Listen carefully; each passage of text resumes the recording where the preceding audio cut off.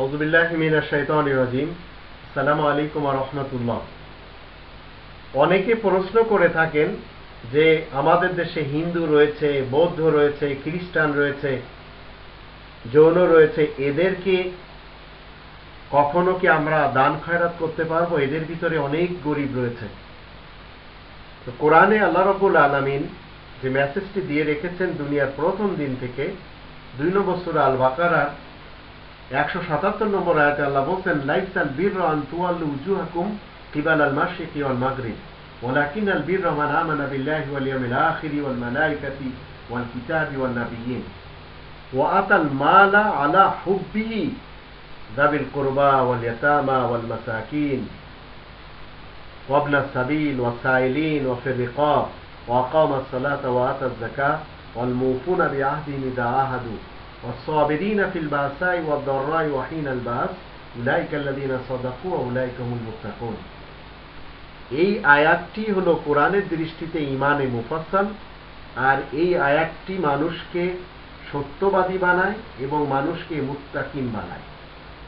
তো এর অনুবাদে আমরা দেখে নেব। আল্লাহ রাব্বুল আলামিন বলেন, পূর্ব দিগবন্টি কোনো দেশে বা পশ্চিমা কোনো দেশকে যদি আপনি আইডিয়াল বানাতে চান, আল্লাহ বলছেন এদিকে ডাইরেকশন করলে কোনো নেকি হবে না, কোনো ভালাই হবে না। ভালাইয়ের কাজ এবং নেকির কাজ হলো সৎ কাজগুলি এখানে ডিটেলস ভাবে আল্লাহ বলে দিচ্ছেন। প্রথমে আল্লাহ তাআলার উপর ঈমান আনতে হবে, পরকালের উপরে বিশ্বাস করতে হবে এবং ভূপৃষ্ঠের যে জিনিসের উপরে যে শক্তি আল্লাহ তাআলা রেখে দিয়েছেন, ভূপৃষ্ঠের সমস্ত শক্তি সমূহকে বিশ্বাস করতে হবে, যাকে আরবিতে আল মালাইকা বলা হয়। আর ওয়াল কিতাব, আর এই একটি কিতাবের উপরে বিশ্বাস করতে হবে। ঈমানের আসল মূল একটি অংশ হলো একটি কিতাবকে বিশ্বাস করতে হবে। তারপরে ওয়ান নাবিয়্যিন, সকল নবীদেরকে বিশ্বাস করতে হবে। এরপরে আল্লাহ বলছেন ওয়াতাল মাল আলা হুব্বিহি, যখন যখন মাল দিতে হবে সেই মাল দেওয়ার জন্য প্রথমেই যেন শর্ত থাকে। আল্লাহ তাআলা প্রথমেই শর্ত নির্ধারণ করে দিয়েছেন যে আল্লাহ তাআলার প্রেমে দিতে হবে। আল্লাহ তাআলার প্রেমে আত্মীয়দেরকে দিতে হবে, এতিমদেরকে দিতে হবে, মিসকিনদেরকে দিতে হবে। যারা কোরআনের কাজে, কোরআন শিক্ষার জন্য ব্যস্ত রয়েছে তাদেরকে দিতে হবে, আর যারা ভিক্ষুক রয়েছে তাদেরকে দিতে হবে, এবং সাহায্য প্রার্থী এবং মুক্তি লাভের জন্য যারা রয়েছে তাদেরকে দিতে হবে। তো এই যাদেরকে দিতে হবে এর ভিতরে আল্লাহ কিন্তু স্পেশাল ভাবে বলে দেননি শুধু মুসলিমদের।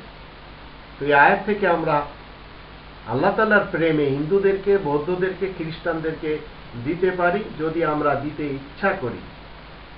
দেওয়ার সময় আপনাকে শুধুমাত্র আল্লাহ তাআলার প্রেম যেন শামিল থাকে এতটুকু দেখতে হবে। তারপরে আল্লাহ বলছেন সালাত কায়েম করতে হবে, যাকাত দিতে হবে এবং অঙ্গীকার পুরা করতে হবে, আর ধৈর্য ধরতে হবে যে কোনো অবস্থাতে, সচ্ছলতা হোক বা দুঃখ বা দুর্দিন হোক। আর এই কাজগুলি যারা করবে তারাই মূলত সত্যবাদী এবং এরাই মূলত মুত্তাকিন। তা আপনি হিন্দু, বৌদ্ধ, খ্রিস্টান এদেরকে দিতে পারেন আল্লাহ তাআলার প্রেমে।